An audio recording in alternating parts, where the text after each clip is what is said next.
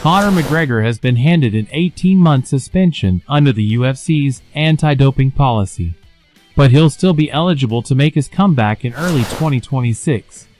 On Tuesday, Combat Sports Anti-Doping, CSAD, the organization that oversees the UFC's in-house testing program, revealed that McGregor accepted the 18-month sanction following multiple failures to submit testing samples required by all signed fighters. The missed tests happened on June 13, September 19, and September 20, 2024, each officially classified as whereabouts failures by CSAD under UFC's anti-doping rules. While each violation counted against him, officials highlighted that McGregor was still recovering from injury at the time and wasn't preparing for a fight when the samples were due. His suspension and eventual return date won't interfere with his long-awaited comeback, something he's repeatedly said will take place at the UFC White House card on June 14. Meanwhile, journalist Ariel Helwani... I always feel weird about the mistesting thing. The UFC fighters have to update his whereabouts on an app. They need to know where you are every single day. If some fighter decides to go on a road trip and doesn't tell them where they are, you get a strike for that. And I just think that's wild. As an independent contractor, having to tell your promotion, not your employer, because if you were having to tell your employer, you would be an employee, having to tell them 24/7, 365 where you are. And oh, by the way, they also tell you what to wear when you do compete for them. I don't think anyone should have to tell their employer where they are 24/7, 365. It's crazy. I want the fighters to decide this. 100%. It's got to be annoying as hell. And by the way, some people have gone infractions not because they're trying to hide. Helwani blasted the policy, calling it madness that UFC fighters, as independent contractors, must report their locations 24/7, 365 days a year. Sean Strickland just got married, and he did it in the most Sean Strickland way imaginable. Oh, what's up, guys? Hey, I just want to give a quick thank you to all of you guys that supported me, the people in my life that are a big deal to me, that really helped me do this thing. Thank you. And yeah, I watched the fight last night because I can't sleep, and that's an absolutely winnable fight. I just have to not almost get knocked out in the second round. Congrats to Merab for almost doing what he said he was gonna do, but not quite. So good on him. He's a good face for the division. I'm proud of that dude. I absolutely still believe in myself and that I'll be champ. Delusional. Yep, pretty much. And that's okay. Believing in yourself is part of the damn job. And I'll never stop thinking that I'm gonna touch gold. Peace. I love you guys. Bye. Delusional. The former UFC champion posted a wild clip on his Instagram stories showing him celebrating his wedding by firing guns and speeding off on a motorcycle with his bride. Musical notes, music plays,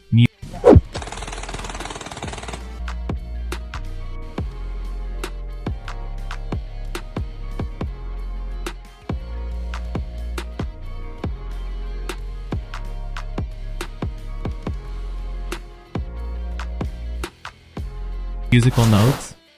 UFC may have just signed its next Dagestani superstar. Magomed Ankalaev secured a UFC contract on Tuesday night after a dominant unanimous decision victory over Lucas Cullis on Dana White's Contender Series. Ankalaev landed 248 of 393 significant strikes, and if that fight had taken place inside the octagon, it would have set a new record for the most significant strikes ever landed in a lightweight bout. Now undefeated at 8-0, Ankalaev trains with Khabib Nurmagomedov and Islam Makhachev, already being hailed as the next Dagestani phenom, poised to dominate the lightweight division just like his mentors. Speaking after the fight, Ankalaev shared a supportive message from Khabib. Having with Khabib Nurmagomedov when you left the cage, what did he say to you? So Khabib called me, he was very happy, and the whole team is happy, and I'm gonna show beautiful fighting here, and like we're happy that one more fighter will present UFC. One more fighter from Nurmagomedov school will present in UFC.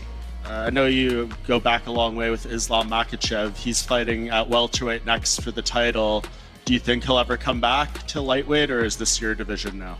So he thinks he will not come back to lightweight. He'll stay champion at 77. And revealed that Islam Makhachev plans to remain at welterweight, officially ruling out a return to 155 pounds. Sarukian added that once he defeats Hooker, he intends to call out Ilia Topuria for a title fight. Tell him to train how to defense wrestling. Okay. Because I'm just gonna wrestle 25 minutes. All right. Well, that's different than the knockout prediction of a minute ago. No, you never know. You know, I'm like tricky. They Sure. show wrestling and then punch. You're right. You have to give him different things to worry about. Yeah. But he gotta think about just wrestling. In January or February. Chael Sonnen, ever the confident analyst, says he's absolutely convinced that John Jones will fight. Who is gonna fight in January or February with Ilia? But on my head, go make a good statement on in Qatar and call out Ilia and fight for the title beginning of the next year. I'm not thinking who is gonna fight in January or February with Ilia, but on my head, go make a good statement on in Qatar and call out Ilia and fight for the title beginning of Alex Pereira in 2026. After Pereira's massive win at UFC 320, he called for a heavyweight super fight with Jones at the UFC White House event next year. While many doubt such a clash could happen without a belt on the line, Sonnen proposed a bold idea: that John Jones drop back down to 205 pounds to challenge Pereira for his light heavyweight title. UFC heavyweight Justin Tafa is no longer on the UFC roster. For you, Daniel, I told you all week and people were kind of looking down on me. I said, I don't think we see John Jones return against Aspinall. I think we see John Jones return against Pereira. And I said, and I don't think it matters if Pereira wins or loses. He becomes a heavyweight, and that match is so special for so many reasons. You and I understand to a little bit of a higher level what makes John Jones tick. And John Jones is not just a guy that loves the sport and he's going to show up and do it. He needs some certain reasons, but Alex provides those. By the way, there was one little piece of pushback when you and I spoke to Dana on Friday night, and we asked him this question, and Dana was just saying, look, size matters. As great as Pierre is, he used to be a middleweight. Have you seen Tom Aspinall? Do you know the absolute size of that man? But now that we're not talking about Tom Aspinall, now that we're talking about Jones, who Pereira probably weigh a couple pounds more, let me give you the hot take of the day. If I'm in John Jones's shoes and I hear this and I feel this buzz and there's this huge fight and it has all of a sudden got my interest, but there's no title on the line, I can fix that real fast. I can say, I will fight you, and I'll even find a world title, because it's going to be yours. I'll see you at 205 pounds. And if John Jones does that, my partner, we're having a very different conversation. Oh, chill. I never. The Aussie fighter was supposed to compete at home 2 weeks ago against Lewis Sutherland, in what was seen as a bounce-back fight after consecutive defeats. Instead, Tafa was hospitalized during his weight cut, forcing the bout's cancellation. On Tuesday, he finally spoke out via social media, confirming he'll be taking a break from the sport. Although he didn't say outright that he was released, his message clearly implied it, making him the first UFC heavyweight ever to be cut after missing weight. He wrote, "Taking some time out from this fight game. The body and mind need recovery. 6 major surgeries in 3 years will do that to you. Time to enjoy life's other blessings and watch my kids grow. Thank you, UFC. It's been an unforgettable ride. If I return, I'll be healthier and ready to show my real potential. If not, then God's got another plan. Appreciate the love and support.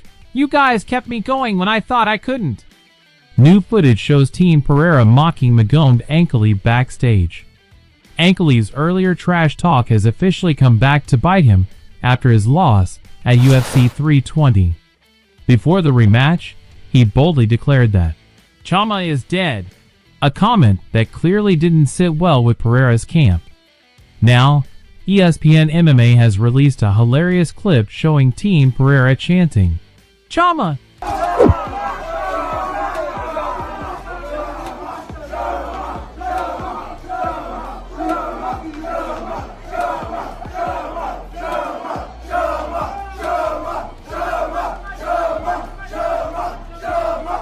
At Ankalaev's corner as they left the arena after the defeat. Clapping hands, applause, clapping hands. And it didn't end there. Back at Teixeira MMA, Glover Teixeira had the entire gym. What's that drill? What's that drill? Let's go, guys. Alex Pereira. Overhand here. Overhand. Drop them with the overhand. Finish. Finish with that. Finish with the elbow.